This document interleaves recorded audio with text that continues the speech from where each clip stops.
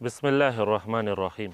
दोस्तों, एक मसला है कि औरत एहतिकाफ़ किस जगह करेगा। तो दोस्तों, हमारे फतवा हिंदिया ने लिखा है कि औरत घर की मस्जिद में एहतिकाफ़ करेगा। घर की मस्जिद यानी वो जगह जो उसने घर में नमाज के लिए मखसूस कर दी हो, तो उस जगह पर ये औरत एहतिकाफ़ करेगा और ये जगह उसके हक़ में बेमंज़िला मस्जिद की होगी, उसके लिए ऐसे जैसा मस्जिद। तो यानी खाना पीना लेटना इसी जगह पर उसका होगा और किसी तबई या शरई ज़रूरत के बग़ैर उस जगह से बाहर निकलने पर एहतिकाफ़ टूट जाएगा। ये समझ लो, अगर घर में पहले से नमाज की मखसूस जगह मौजूद हो तो उसी में एहतिकाफ़ करे, जैसा कि होता है बहुत से घरों में होता है। उससे हटकर घर में दूसरी जगह एहतिकाफ़ जायज़ नहीं है। घर में दूसरी जगह नहीं करेगा, जो मखसूस जगह है नमाज के लिए उसकी, तो उसी जगह पर वो एहतिकाफ़ करेगा।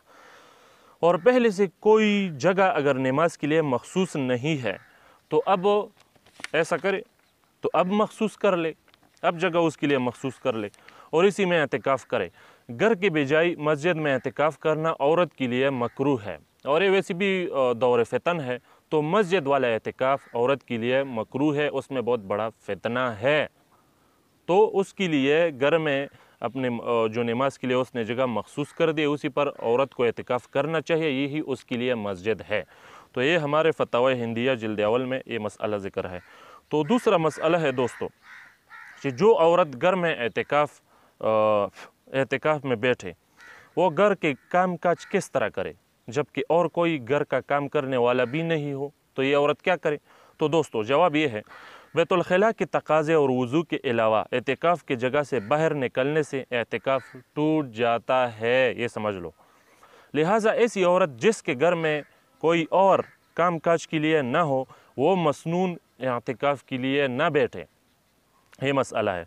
अलबत्ता अपने कामों से फ़ारिग़ होकर इस मखसूस जगह पर ज़िक्र और तिलावत और इबादत के ज़रिए इस मुक़द्दस महीने के बरक़ात से फ़ायदा उठा सकती है ये औरत।